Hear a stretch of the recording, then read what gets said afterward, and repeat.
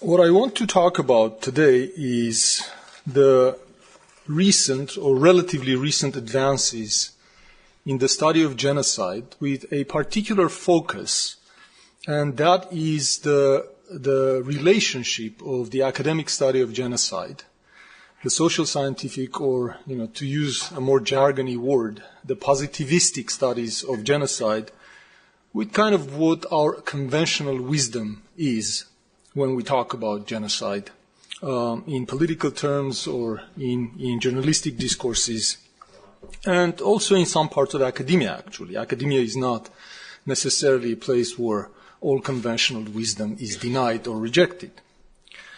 So, the conventional wisdom, let me begin with characterizing it, because that is going to be my target, hopefully not my straw man.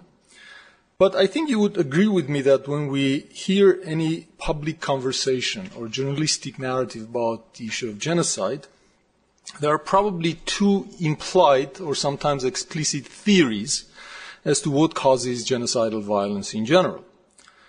The first one is that it is hatred, and when we talk about hatred, or when I say we, when journalists talk about hatred, they discuss it as some kind of an utterly pathological and apolitical phenomenon. It is a cause in itself.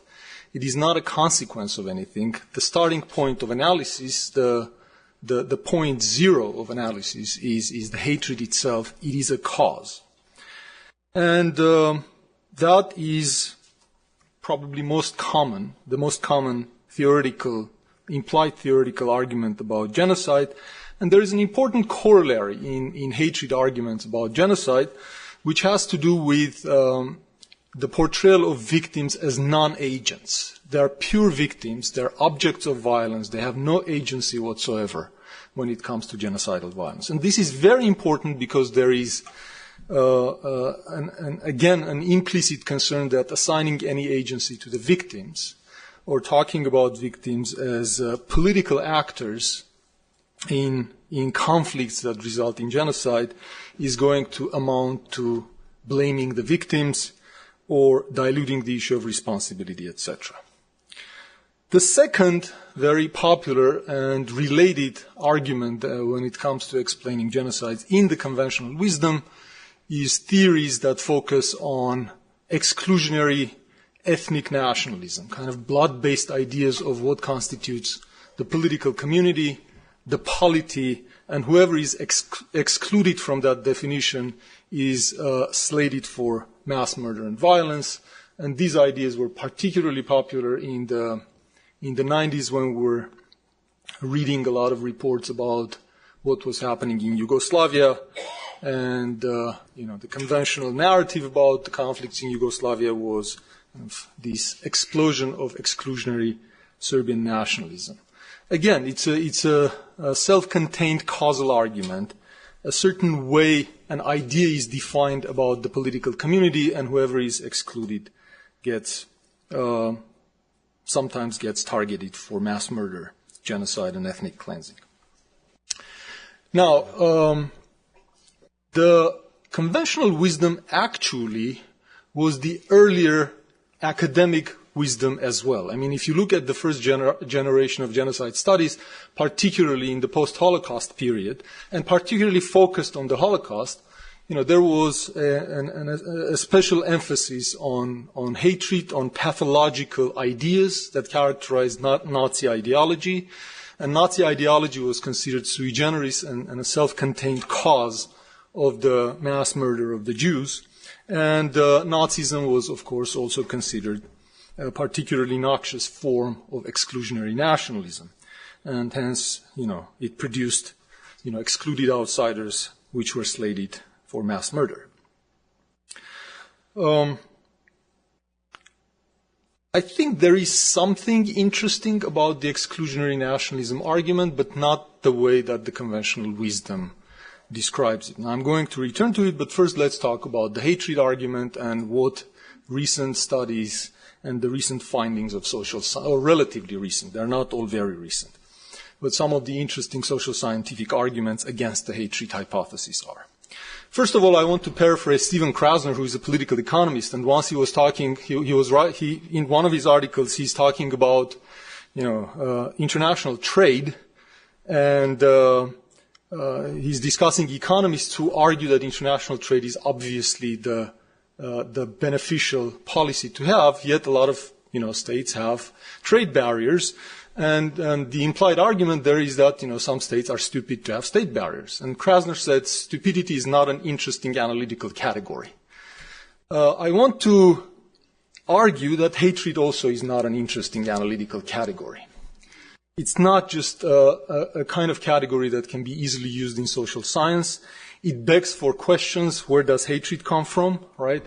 Can we really separate hatred from a political interaction? Can we separate any emotion, any politically consequential emotion, from political interaction? There are a series of questions one might also ask about this theory. Why hatred infects some groups and not others?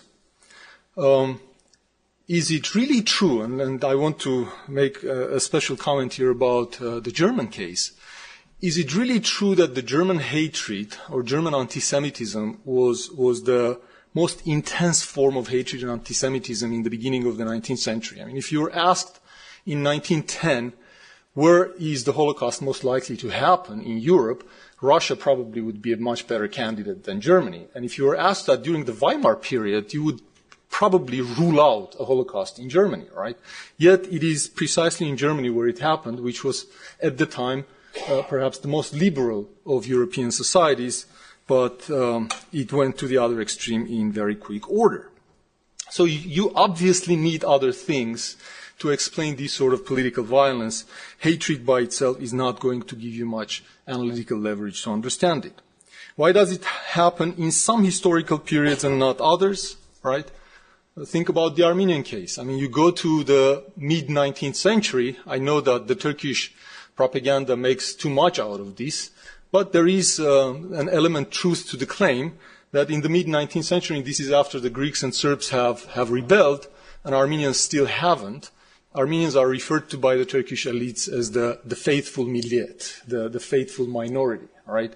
And they are referred to in such a form with considerable degree of affection. And then, in a matter of a few decades, Armenians become the most feared threat to the integrity of the Ottoman Empire. There are all sorts of other arguments about the hatred hypothesis. Eichmann in Jerusalem was mentioned, one of my favorite books. If there are 5 books that have changed me profoundly, Eichmann in Jerusalem is one of them.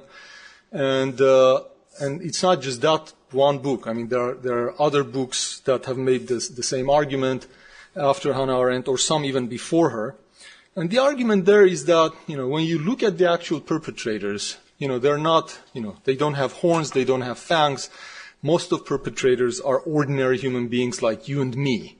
So hatred and ideological distortions and pathologies are not necessary for understanding it. We are all capable of murder. This is a very uncomfortable thought, but it has been demonstrated again and again by a lot of very good social science. One relatively recent book I would highly recommend reading is the book by Scott Strauss called The Order of Genocide, about the Rwandan case, and he does a very careful statistical analysis of the different motives of the perpetrators. Hatred does not rank very high there. Finally, I want to point out that genocides are not committed by peoples. Genocides are committed by states, which also is in an uncomfortable relationship. This evidence is in an uncomfortable relationship with the hatred hypothesis. What about the exclusionary nationalism argument? I mean, it is true as far as it goes, but it doesn't go too far, or it doesn't go far enough either.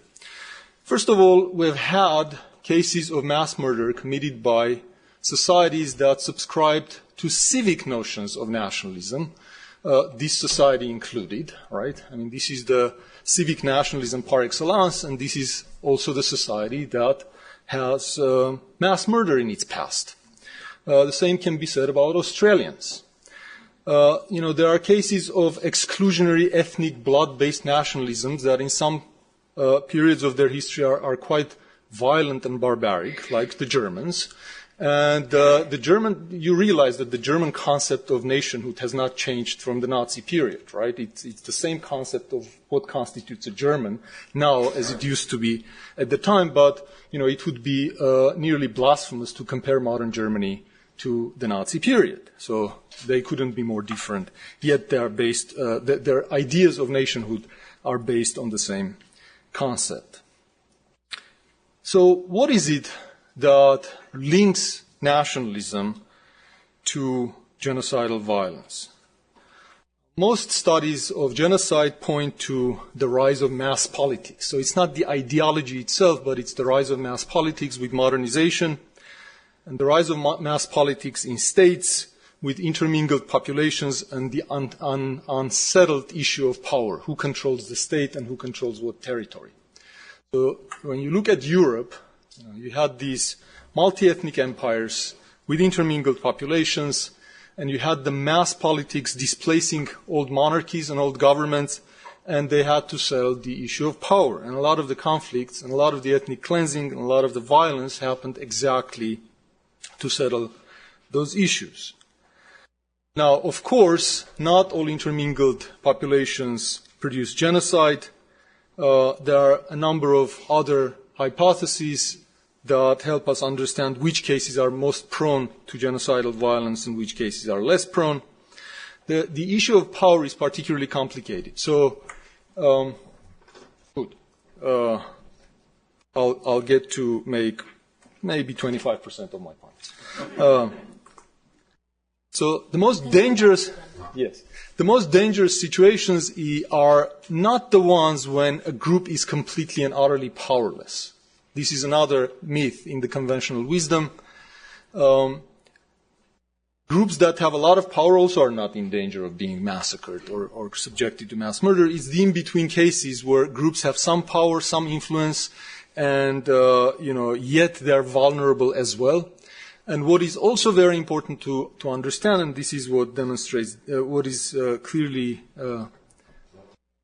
demonstrated by the evidence, is when these power relationships change. So if you look at a lot of the cases of mass murder, these are committed by states, not all of them, but quite a few of them, including the Armenian case, they are committed by states in decline and in fear of losing, in fear of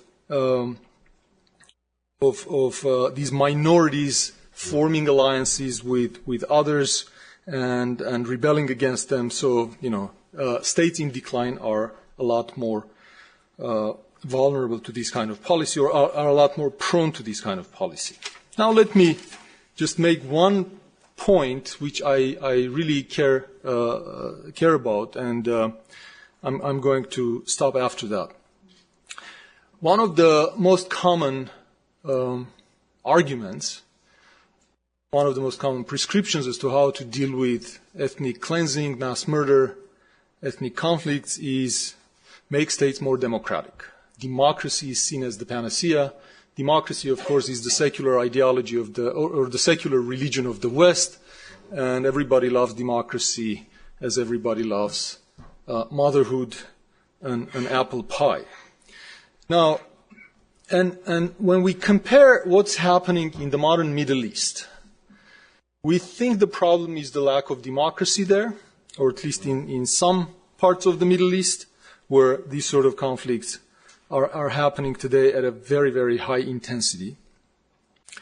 And we're comparing them with peaceful Europe, where minorities are respected, where minority rights are guaranteed, where there are constitutions, checks and balances, etc. Now, a lot of the recent social science raises questions about these sort of static correlations. You take, democracies and you take non-democracies, compare their treatments of minorities. Clearly, democracies treat their minorities better. Case closed. some people have raised the issue that a lot of modern democracies have gone through a similar process that the modern Middle East is going through. They have already gone through their ethnic cleansings, they have already gone through their forced assimilations and defeating their minorities, and now, they are democratic because they can afford to be democratic. And I'm going to conclude by an anecdote which you might find maybe funny, although this is not a funny subject. There is a wonderful book by Michael Mann, who is a political sociologist at UCLA. The book is called The Dark Side of Democracy, and in it he makes this point exactly. And once he was at a panel, and people challenged him on that, and they made the observation that actually, if you're talking about static correlations, democracies are better when it comes to the treatment of minorities. So Michael Mann hesitated how to answer this, and he didn't have a good answer, and I knew what his answer should be, so I raised my hand and I'm like, okay, Michael Mann's argument is correct. It's the title of his book that is wrong. It should have been The Bright Side of Ethnic Cleansing. So I did have other things about the moral implications of the positivistic theories of genocidal violence. Actually, that was supposed to be the most important thing I was going to talk about, but I don't have time. I hopefully will return to it in the Q&A. Thank you very much. Thank you.